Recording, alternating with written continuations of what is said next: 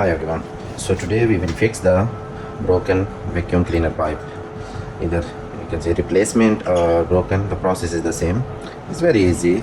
As you can see on this side there is a one small lock. I have two sides, this one and this one too. Okay, and same another side. But we don't have to open the both sides. We need only one side because our vacuum only this corner is broken. So we have to only cut this small hose and fix it again. So I think this is not very tight. As you can see, I can press with my hands only and pull it a bit out. So here it is out.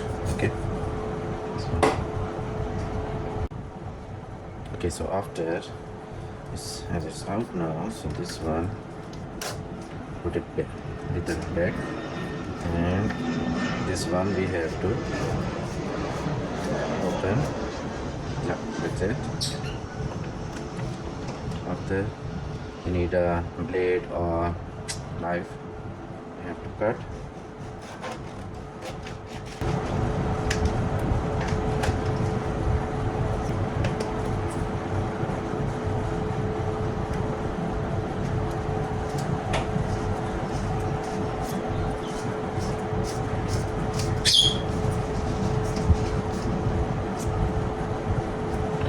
It's tight, so I'm going to put it back together.